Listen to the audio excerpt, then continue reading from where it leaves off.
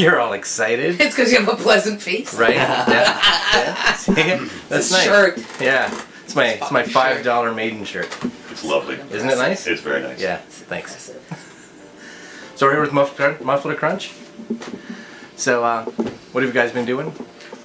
What have we been doing? We've been trying to silk screen our shirts by hand on pizza boxes, and it's a slow process. And because I got an estimate for t-shirts recently to have them printed, and it was over $1,000, and we don't have anywhere near that kind of money, so we got a DIY as usual. So Muffler Crunch always ends up doing it DIY. Which so it's nice though, is they're handmade. They're handmade. Right. I can't vouch for the actual shirts where they were made, what factory they were made in. I feel a little guilty about that. Indonesian orphans.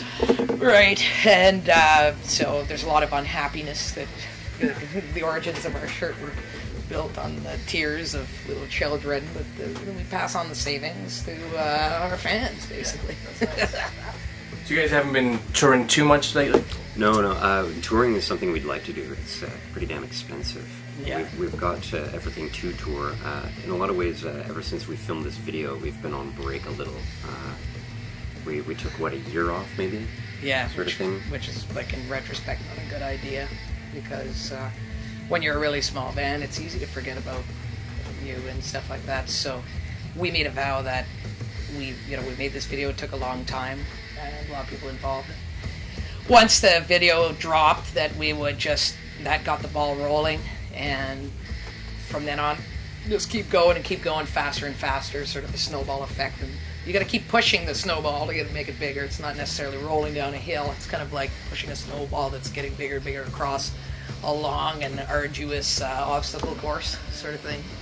But we, right now, because we're in the dead of winter, are focusing on recording, on making more videos, and on planning a lot more live stuff for when the snow starts to melt.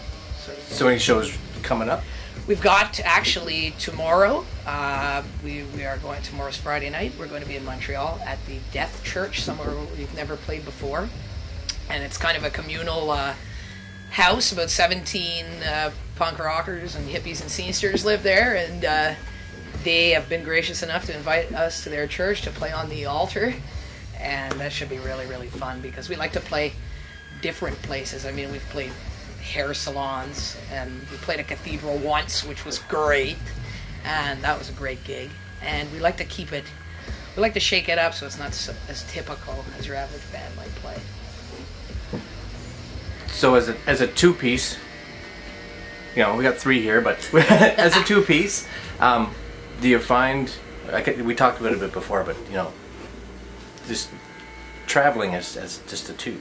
Yeah, and traveling, being a two-piece, because we're such good friends, the traveling is easy. It's all easy. The hard part would be gas, of course. We have a big van that's a pig on gas, and because we have so many amps and a big honking drum set and all that, so we can get a big sound being only two, we need the van for that, but then it gets expensive because we don't have, say, 5 members to split on that kind of cost. And it's mainly, like, for any band or artist, it's all about your expenses, and that's why we end up having to do it all DIY, just because we don't have the cash rolling in. We don't get invited to play weddings and bar mitzvahs, so it's just weird with your sound. Well, yeah, you would think the bar mitzvahs especially, I don't know. Yeah, we played. Speaking of weird places that we've played, I mean, we just played on, 8-channel morning show. It's like a, your average morning show, but I'd never set up my drums. Luke had never set up his amp in a kitchenette before. Like, when I was rewatching the footage of our performance and playing in the morning, which is not very rock and roll either, I've got, like, framed pictures and kettles and a fridge behind me, on the screen on the show, so that was pretty bizarre, but I'm surprised that we're not invited to play more children's parties, honestly. Yeah, I hear you. So last time I kind of met with you guys, it was during the shooting of your Wagons Ho video. Yeah. And that was, so how long ago would that have been? I'd say about jeez. 2 years now. Really? That long? Yeah, if not longer. Oh, It was a long process. It was a long time coming, that video, for sure. It drained our souls, and we basically realized we should be doing this, like, everything ourselves. It was a That's the huge, better way to go. huge learning experience.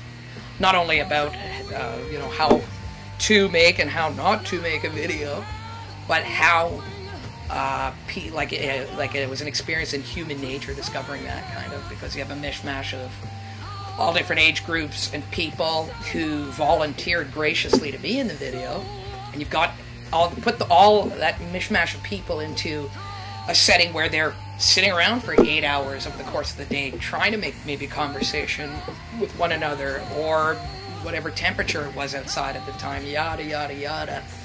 You learn a lot about how when people can't just leave, they become sort of more real.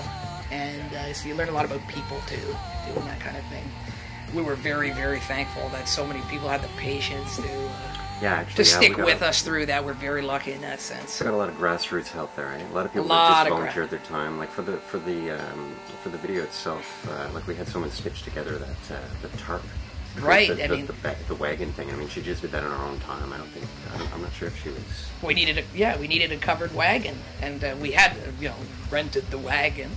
The producer rented the wagon on this apple orchard farm, but of course it wasn't a covered wagon, so the one girl handmade the sort of Wild West 1800s looking cover for it, and she did that entirely for free for us, and so we owe a lot of people a lot of thanks for that kind of thing. Definitely. So we'll kind of get to the creation of the video. Oh yeah. So challenges? There was a few challenges. I think just due to the delay in the project there, the producer, Kenneth McGrath, he fell ill, I don't know, I would say maybe a short time after everything was shot. And then the project bounced back and forth between the director and him and who was going to edit it and who had the time to edit it. And it ended up just sitting on a hard drive for a while there. Not really something that I know too many details about, but after a request from Angie to get the video, the raw footage, I decided to sink my teeth into it and see if I could give it a go at editing. I have edited a little bit before in the past, but it was on like tape-to-tape systems, you know. So just getting to grips with all the things that are possible, it took some time, but I'd say I probably finished it up in about 2 months using my spare time.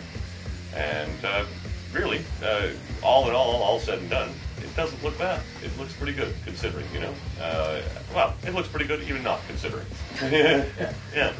So you're happy with it? Yeah. I mean, there was a lot of, maybe, I wouldn't call it pressure, but everybody wanted the video to be done. I mean, including me. You know, it was pressure that I was putting on myself. Maybe if I'd have spent more time, there's things I would have changed. But, you know, after having seen it now quite a few times, yeah, I'm happy with it. Yeah. So, future projects. Oh, future projects. Well, that video having been done sort of got us all very, very excited about the next video.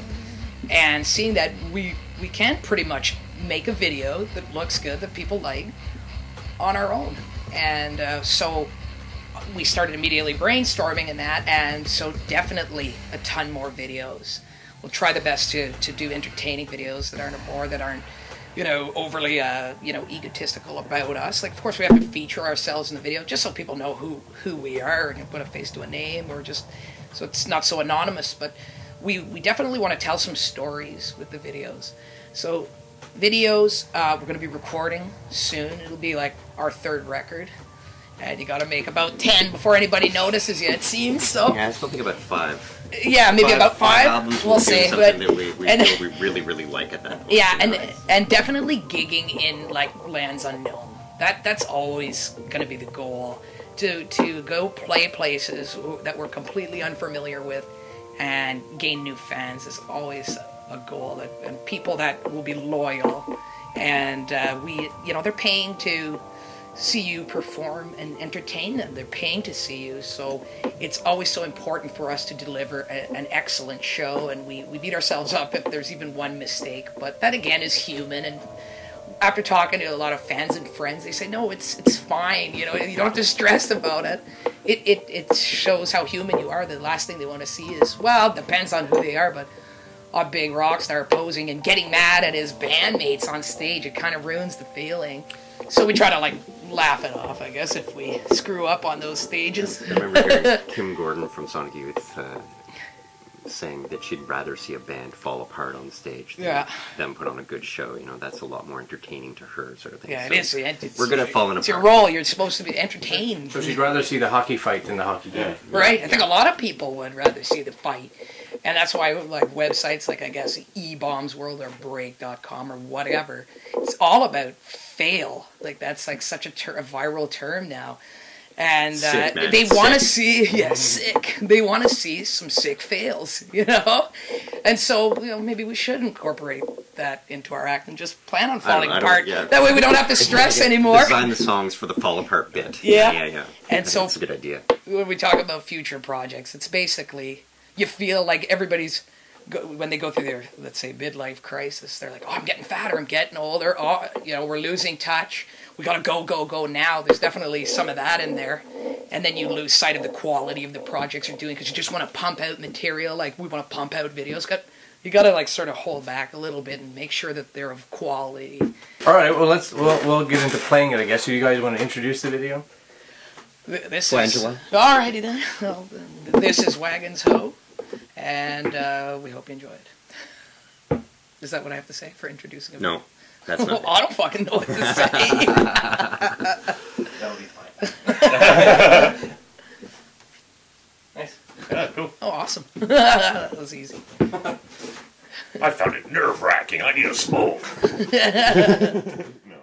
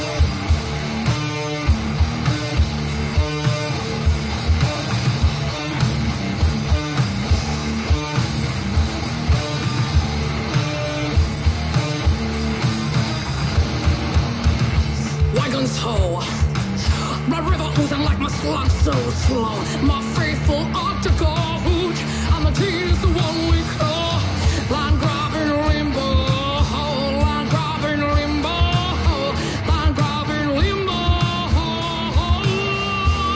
Yeah.